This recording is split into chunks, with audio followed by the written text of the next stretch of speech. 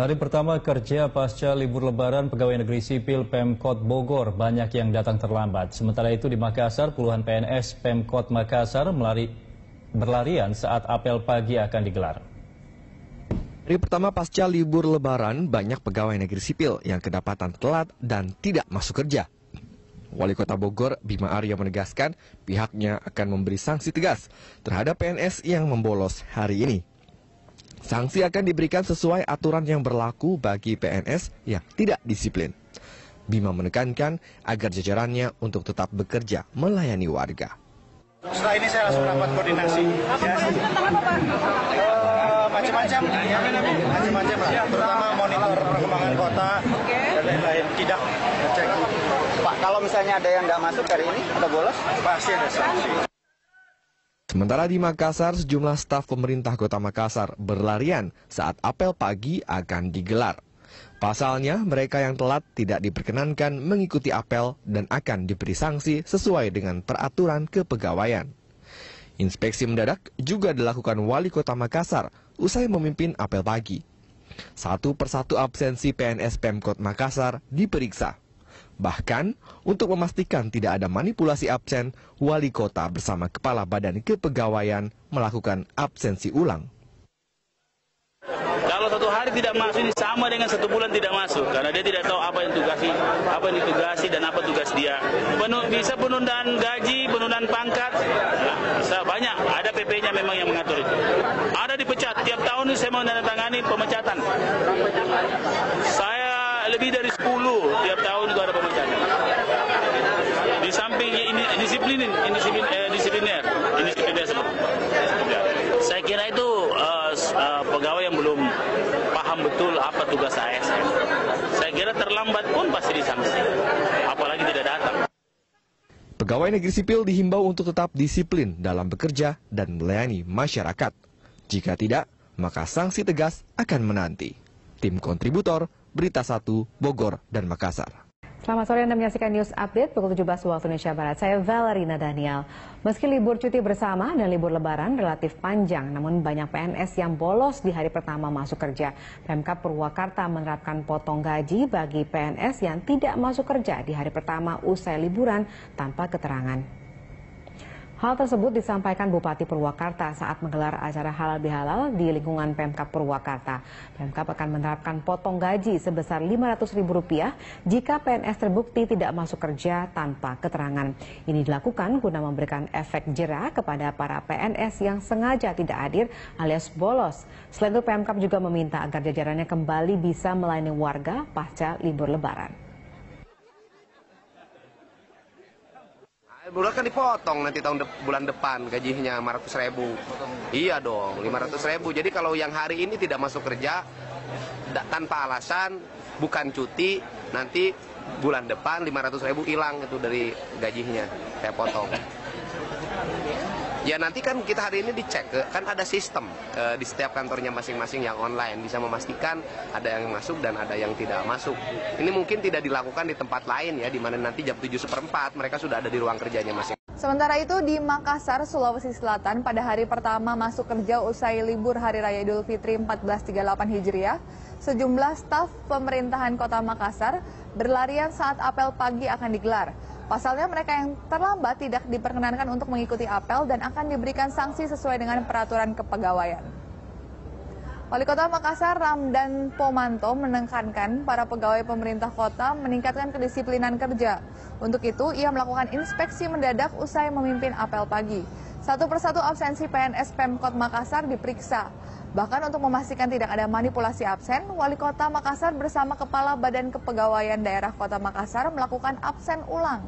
Pada tahun 2017 ini, pemerintah Kota Makassar berharap adanya perbaikan kinerja bagi seluruh SKPD, diantaranya mengenai kedisiplinan, bebas pungli, dan tidak korupsi. Kalau satu hari tidak masuk ini sama dengan 1 bulan tidak masuk, karena dia tidak tahu apa yang ditugasi dan apa tugas dia. Bisa penundaan gaji, penundaan pangkat, bisa banyak. Ada PP-nya memang yang mengatur itu. Ada dipecat, tiap tahun ini saya menandatangani pemecatan. Saya lebih dari tiap tahun itu ada pemecahan. Di samping ini disipliner seperti. Saya kira itu pegawai yang belum paham betul apa tugas ASN. Saya kira terlambat pun pasti disanksi. Terima kasih Anda masih bersama kami pemirsa. Pada H+7 Lebaran arus balik di Bandara Internasional Soekarno-Hatta menunjukkan penurunan yang cukup signifikan. Penurunan mencapai lebih dari 30%. Berikut laporan reporter Nila Kusuma dan juru kamera Manai Sobirin.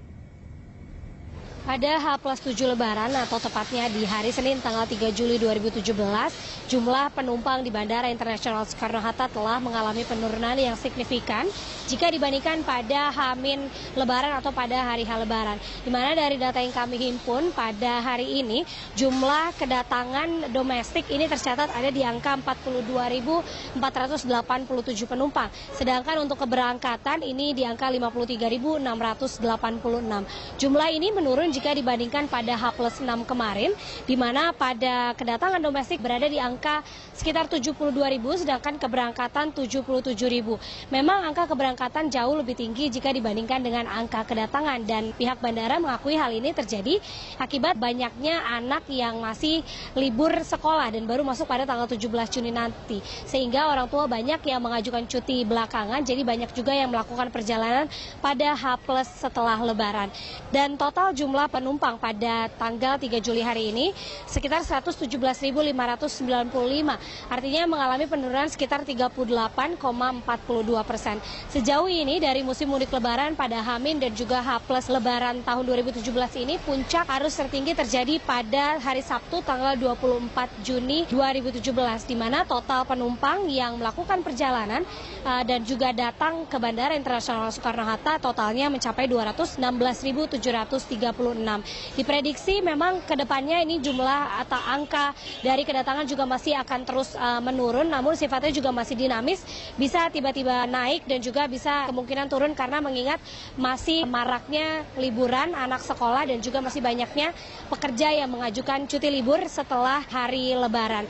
Pihak Angkasa Pura mengaku sejauh ini belum ada evaluasi yang besar terkait dengan hal-hal yang terjadi selama musim mudik Lebaran, dan pihak Angkasa Pura juga mengaku mendapatkan apresiasi dari sejumlah kementerian seperti Kementerian Perhubungan dan juga Kementerian BUMN atas kinerja dan juga kerja selama musim mudik angkutan Lebaran 2017 ini. Diharapkan pada tahun depan angka apresiasi bagi kinerja dari Angkasa Pura terkait dengan pelayanan kepada masyarakat bisa lebih meningkat. Nila Kusuma, Manai Sobirin, Berita 1 Jakarta.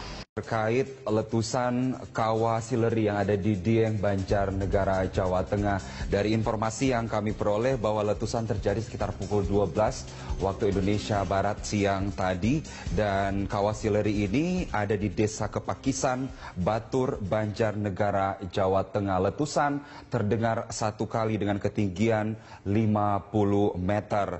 Ini adalah kawah di Pegunungan Dieng dengan luas sekitar 4 hektar. Ini berada 7 km arah barat kawasan wisata Dieng, Jawa Tengah yang berada di Kabupaten Banjarnegara, Jawa Tengah.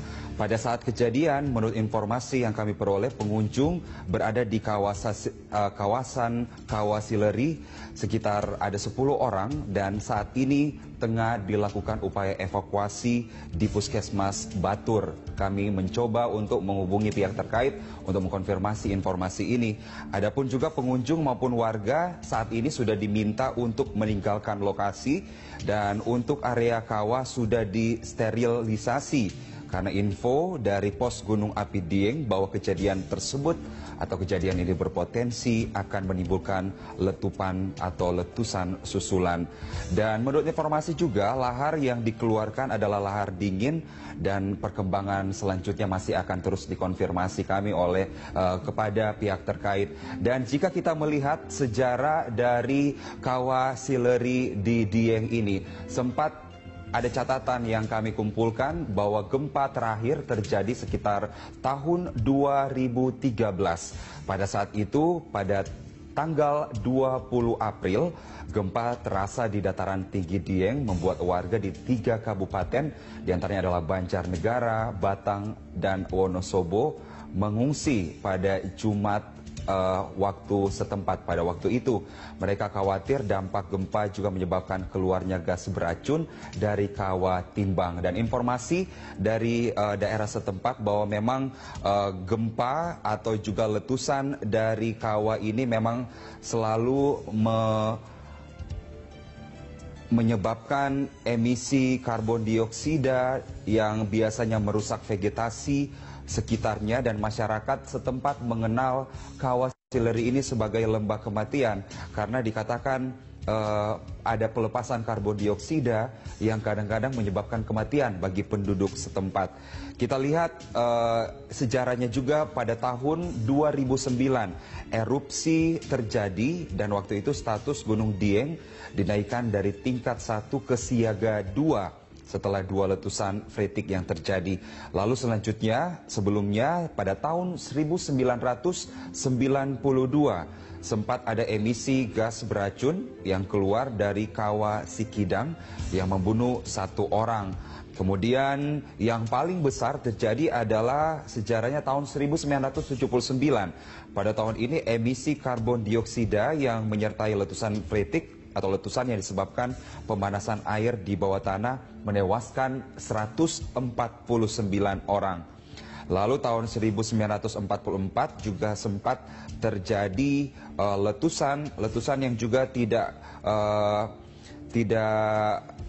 terlalu besar, tetapi memang ini menyebabkan hujan abu dan lumpur di beberapa desa sekitar, diantaranya Kepakisan, Sekalem, Sidolok, Pager Kandang, Jawera, dan Kepakisan Lor, hingga kemudian terjadi langit yang hitam pekat atau gelap pada waktu itu. Setidaknya ada 59 orang tewas di data yang kami kumpulkan, 38 orang luka, sebagian luka bakar, dan 55 orang juga menghilang. Dan letusan juga terjadi pada tahun 39 dan ada banyak tanggal data yang kami kumpulkan.